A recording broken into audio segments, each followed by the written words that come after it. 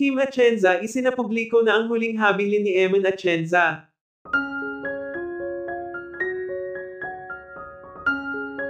Ngayon wala na ang anak ni Kuya Kim Atienza na si Eman Atienza, marami pa din ang hindi makapaniwala na sa edad nito ay napakabata pa umano nito para maranasan ang mga bagay na hindi nito dapat naranasan.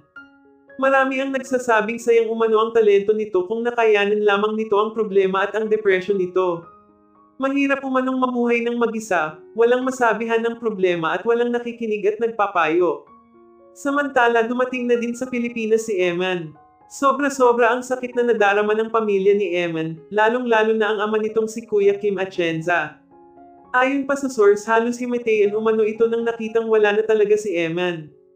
Sobrang sakit umano para kay Kuya Kim na sa ganito umano sila muling magkikita ng kanyang anak. Sana umano siya na lang ang nasa sitwasyon ng kanyang anak.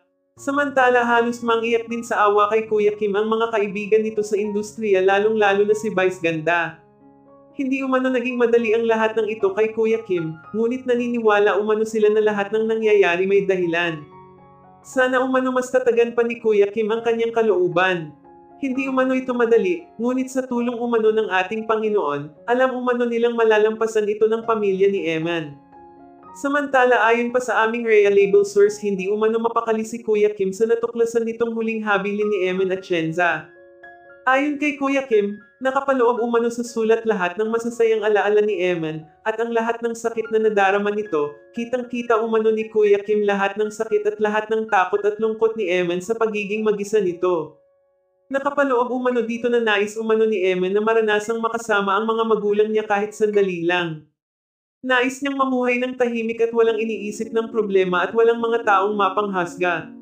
Ayon pa kay Kuya Kim, nos din ni Eman na alagaan ni Kuya Kim ang sarili nito dahil sa natanda na din umano ito.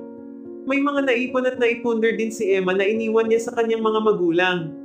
Marami naman ang himanga kay Eman dahil sa kabila ng pag-iisa nito sa buhay, pinili pa din nitong alalahanin ang mga mahal nito sa buhay.